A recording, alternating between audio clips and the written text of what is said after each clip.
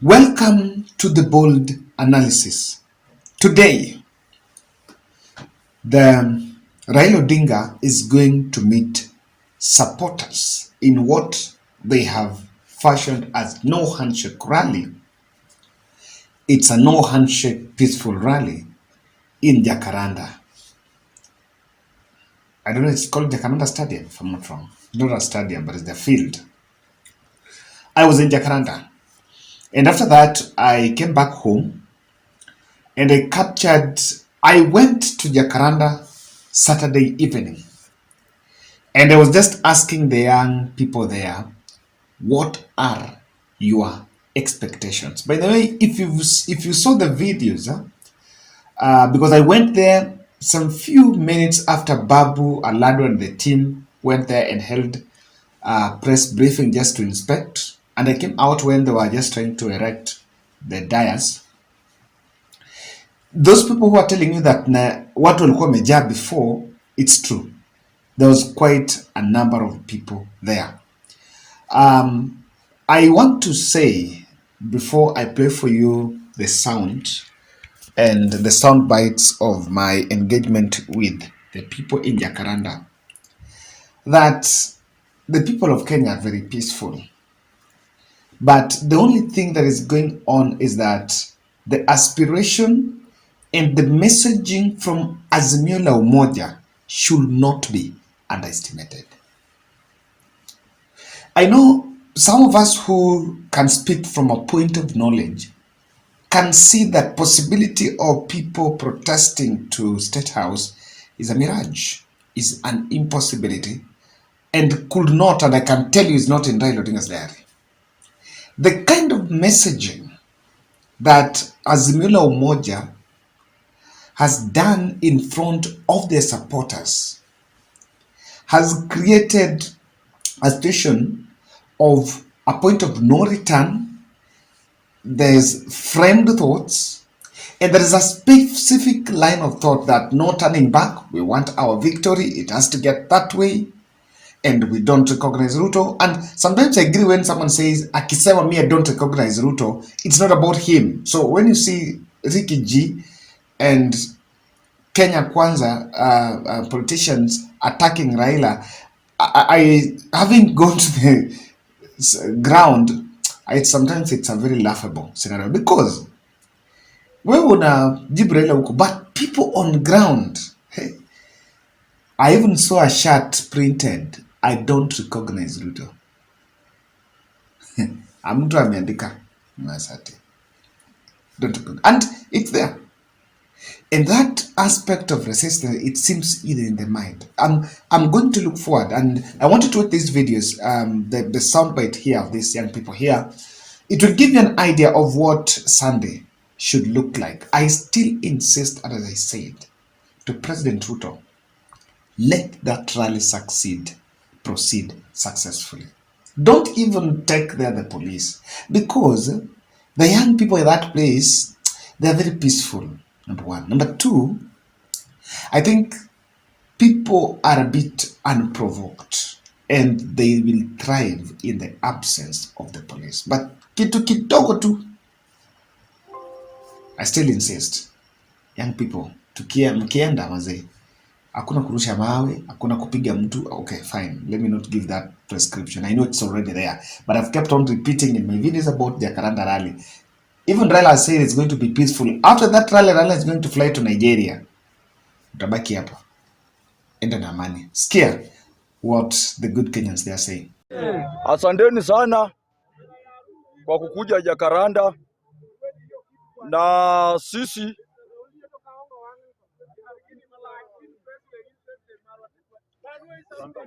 bana endelea bwana. Sasa nataka nitumie muda kidogo kwa hii mkutano itakuwa hapa Jacaranda. Licha ya serikali kutuwekea vitisho, mara wanatafuta Gaucho, mara wanatafuta Okanga na yule mwingine mwenye Gaucho ametaja, sisi hatuna shida. Sisi msitutafute, nyinyi ni serikali na mko na power. Mimi kama Okanga nakaa hapa Kayole. Mkiniambia niende ni ripoti Kamukunji nitaenda. Mkiniambia ni ripoti hapa sewage nitaenda.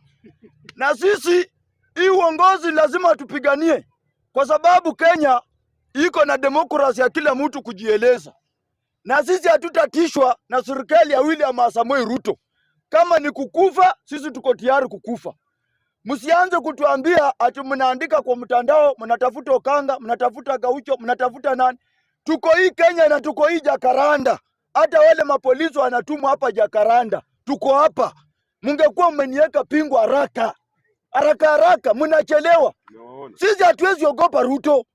Ruto kama aliiba kura, aambiwe aliiba. Na afati ile sheria ya kwamba aliiba kura. Na sisi kama wanaazimio, mimi kama Raila Amolo Odinga akutambui, mimi ni nani nikutambue? Mimi ni nani? Mimi Okanga hawezi kukutambua, na hakuna siku nitakutambua kama president wa hii Kenya. Natambua mheshimiwa Raila Amolo Odinga. Mumeuza uoga. Juzi bibi Rigathi Gachagua amekuwa hapa ati tournament inakuja hapa Sunday. Kwani umeona tu Jacaranda ndio wachezaji wako mpira? Peleka huko Kamkunji penye tulitoka. Hapa Jacaranda ni Raila Amolo Odinga. Hapa kitakuwa kivumbi. Na mkijaribu hiyo uchokozi, pia sisi tunajua uchokozi. Na tuko tayari. Ukiona tumesema tuko tayari. Na baba yetu alituambia the people president, hata yeye ako tayari kukufa. Na kama baba wa nyumba ako tayari kukufa, kwa nini mtoto asikufe? Si mtoto na baba wakienda ni sawa. Sisi tuko tayari na tumejiandaa. Tengenezeni kama ni tear gas, nyinyi tengenezeni. Na sisi kama Ruto tunakuambia, kama wewe ni president wa Kenya, wacha kuthreaten watu wadogo kama sisi. Sisi tunakuambia ukweli na tutabaki na ukweli yetu. Hata ukinishika, unipige, unifanye nini? Haujangoa roho yangu kwa Raila Amolo Odinga. Na hujangoa roho kwa kufikiria ile kitu ninataka. Mimi hata nikiwa huko kwa seli nitaimba Raila Amolo Odinga. Mimi ndio shujaa na nitakuwa shujaa mpaka dakika ya mwisho. Na tutapigana. Na nilisema ya kwamba mheshimiwa Raila Amolo Odinga atuachie Rigiji. The people president. Tuachie tu huyu mtu Rigiji, sisi tutamnyorosha na atakaa sambamba na atakuwa na discipline. Nikimalizia, amesema ya kwamba anataka kufunga baa kwa sababu Wakikuyu hawazai. Hata Waluo anakunywa pombe, Wajaluo anakunywa pombe na wanazaana kama njugu. Ni venye Mungu amenyang'anya mbegu ya watoto kule Central. Akaona watu wametunyanyasa, sasa amewapiga mbegu hawana. Na Rigiji ukitaka kufunga mabaa, kwanza funga breweries. Funga ile kampuni inatengeneza pombe. Juu hata Ruto anakunywa pombe. Rigiji mwenyewe anakunywa pombe. Sasa walevi kwa walevi wameanza kupigana vita ya pombe. Badala msaidie mwananchi, mnaanza kupigana pombe. Na nyinyi mnakunywa pombe. Wacheni ujinga bwana. Na nimeenda. Okay, historia gone. Na sisi kama vijana siku hizi tumechange. Watu wengi walipigia William Samoei Ruto, wakadhani maisha itarudi chini. Ndio sio sahi, maisha iko juu. Sasa vijana wanangoja Raila Amolo Odinga. Tuongeni tu kweli. Raila Amolo Odinga alishinda na kila mtu anajua. Kuibiwa aliibiwa. Na kuna vitu mara mbili. Kuna wenye wanamsupport juu bei za vitu ziko juu. Na kuna wenye wanamsupport juu hao ni fans wa Raila Amolo Odinga. I think ni kitu kama hiyo. Okay, thank you very much, Paul Kirum, to be so concise about the question that you have just to be so concise. Raila Amolo Odinga is looking for his victory, and tomorrow we are expecting nothing sort of marching towards the State House and eject Honorable William Ruto out of that office, simply because elections in Kenya have been littered with the profusion of skullduggeries and fraudulence. And what can change what can contribute to paradigm shift is what you call revolution and mass action. Peaceful demonstration and picketing, whereby people can assemble, that is Bill of Rights, Chapter 4 of the Constitution, can assemble and agitate and air their grievances. And their grievances is to prove that Raila won the elections 2022. and we've been taking the election petitions in the court, and the justice is not being found. So tomorrow we are expecting nothing sort of marching towards the State House and Raila to actually recover his victory. I will still refer to the constitution that we talk about. You know, the Supreme Court of the Constitution must, yes, should be peaceful demonstration and picketing, and freedom of airing your grievances and speaking your opinion and saying what is right. It is peaceful demonstration and picketing, and the security must be provided to that, and that is what the law says. And we are respecting the constitution. When it comes to the constitution, we must stand strong like a rock, and we shall follow the constitution. Otherwise, we are looking for our victory that was stolen by Honorable William Samoei Ruto, and it must be recovered. Then number two, we are calling for a paradigm shift, whereby to disapprove or to show Kenyans that it is not only the judiciary that can actually give the people of Kenya their justice, but even through mass action and peaceful gathering, Kenyans can be able to find their justice. Or we don't expect anything like boycott in Raila Amolo Odinga's speech tomorrow, because our economy, the economy today is at catch-22. We are in an economic dilemma, such that the government itself, even the recurrent expenditure, the wages that the government is paying to civil servants, is being collected from taxpayers' money. So we don't expect anything like boycott. What we are expecting is peaceful demonstration, picketing towards State House, ejecting Honorable Ruto from State House. That is why we are continuing ratcheting our enthusiastic supporters to come out tomorrow in swing and march towards the State House. But is that against the law? Because you said that you will be following the Constitution of Kenya. Correct. Marching to State House to eject the duly elected president, are you not breaking the law, sir? Not breaking the law, my friend. Marching to the State House when we are finding our justice. Because William Samoei Ruto's presidency and government is illegitimate. It did not reflect. The election was littered with skullduggeries and fraudulence. And I would say to the Kenyans at the same time, there's no justice. Sometimes justice is a science. That there's no justice without peace. There's no peace without justice, I mean. There's no peace without justice. We are copying a precedent from countries like Yugoslavia, Sri Lanka, Namibia, Brazil, or Algeria, where the oil polloi came out in number and they found their justice through peaceful demonstration. Peaceful demonstration is allowed when you are agitating or airing your grievances that are very genuine, to the will of the people. Raila will get his justice tomorrow. Because sisi kama bunge la wananchi, we are the people on the ground. And in fact, we are even expecting Raila to find us there in the State House. Because tunatafuta haki yetu. We are looking for the lost cow that today has been identified that it is somewhere in the dark corner. We are going there with a torch to take the cow. Will you march to the State House yourself? Will you march there? And if there is police, there is maybe soldiers there, would you march, sir? I will face the police. I will go there and face the bull by its own. I will tackle the bull by its own. I will go there and I will be number one. I will be on the forefront. I will actually lead the commission for Bunge la Wananchi toward the State House. Position leader is supposed to actually, if you look at the constitution, the position leader is the runners-up of the election and is represented by the minority in the parliament. And there's no way the constitution can be that will bring confusion. So those amendments are very skewed to find power and multiply and actual duplication of functions for no apparent reason. So we only recognize one opposition leader that should lead both the State House, both the Senate House and the National Assembly. So such amendments are very skewed to hoodwink. Such amendments are working towards persuading Kenyans and deceiving Kenyans towards things that are not meaningful to the constitution that we have. We are in a new constitutional dispensation, and some amendments are supposed to be exposed to popular initiative, whereby people of Kenya can actually take the people can be covered.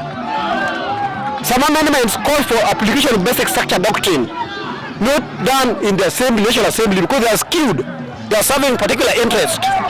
Yeah, or Raila Amolo Odinga's inner circle. Yeah, who came up with the issue of maybe the leakage, the secret of the issues of the whistleblower is not Raila Odinga in particular. Okay, and what I know with politics, like in the issues of Oduor Margarian, you know, politics is played in different, like, let me say in different dimensions. Like, I may be a master of doublespeak. Like today I say that this is right and yet this is left, something of that sort. Let me say, I'll be okay to be specific. Politics is done in different dimensions in that kiongozi anaweza tuambia hivi while in the other way around it means something else. Unaona? Okay. Like tuseme sahi on the issue of whistleblower. Husemekana kwamba place kuna moshi iwapo kulikuwa na moto hapo. Unaona? And again, I'm very sure that even US, let me say the Westerners, the foreign countries, they are very, very conversant about the issue of the whistleblower. They are very conversant because it's US who took part in this particular fraud, and even as at this particular moment, they were very, very conversant at that particular moment that the whistleblower, the leakage was just about to be released. In the issue of handshake, I think as at this particular moment, it will be good for the nation to have a handshake. Why am I saying so? Like so far, to be specifically, we have a very, very failed economy. The economy is failed. And the living standard is raised above the bar of the common mwananchi. Yeah? The living standard is raised above the bar of the common mwananchi. Okay, the issues to do with the electricity bill, I think I'm amongst the living testimonies. As at this particular moment, you can afford to maybe buy your electricity unit of around 200 shillings, and it actually doesn't equate to the units in prior. Yeah, there are very big differences. So like in the issue of Uhuru Kenyatta and in the issue of William Ruto, you know, Uhuru Kenyatta was a very wise and maybe, let me say, a bright president and very smart. When Uhuru Kenyatta came to realize that things were not moving his way and the economy was deteriorating like something else, yeah, he put his pride aside and he brought Mzee on board because he cares for the well-being of the nation. You know, we have two different people here. We have two different personalities. Uhuru cared for the well-being of the nation, but Ruto doesn't care for the well-being of the nation. Why? So do you agree that the handshake is wrong? It's wrong. No. Right now it's wrong. Because Why? we only want to handshake after conditions. There's serious circumstances and factors that must be put into consideration. Factor number one, we want to know the reality on the ground. Who won? We want to know the reality on the ground. Who won? Of which I'm very sure, within my consent, I'm 100% sure that is Raila Odinga who match victorious. Just in the other concluded. No, winning question is on affiliation. That's why I'm waiting. Because I know affiliation is what determines the winning question. No. The person who supports Ruto will say Ruto won. So. Okay, but if Ruto won, why were the other 27 constituencies not verified in the public domain? And if Ruto won squarely and fairly, why did you have the division in the commission? A serious one is like the one that we encountered like in 2002 of Kibaki and Uhuru Kenyatta. Like in the issue of 2007, why should you come here and try to struggle and try to convince us that Kibaki won, while even you people yourself, you know at the bottom of your heart that even Samuel Kivitu attested to us that he didn't know who won at that particular moment. You know, so to be realistic, Kenyans won their right. You know, just in the other concluded 2017 election, yeah, they bungled and they misappropriated and saw everything, like in the commission. Hadi Supreme Court yenyewe ikakuja kutuambia ya kwamba uchaguzi iliibwa, haikufanywa kwa njia ya taratibu. Unaona? So hii mambo ya handshake, hata kama tunaongelea hii handshake, kuna masharti zenye lazima tuweke. Number 1, lazima tuambiwe nani alishinda halali. Unaona? Na pia Ruto lazima tuambie ati hii handshake isikuwe tu ni side show ya maybe akiona maisha yeye pia mambo imeenda mrama na yeye ndio sasa yeye pia yeye mwenyewe aanze kuita mzee. Unaona? Ndio at least afunike vitu. Unaona? Ukiona ile handshake ya Uhuru na Raila, actually it was a genuine handshake. Unaona? The country was deeply divided into two. Likewise to now. Hata tuasimu tu pengine mzaa akushinda. Mzaa alipata kura ngapi? 6.9. Ruto alipata kura ngapi? 7.1. So, is Ruto trying to tell us that all Kenyans are comfortable with this leadership? And if it's all about maybe to obey the chapter 1, maybe something of that sort, the supremacy and maybe, of the constitution.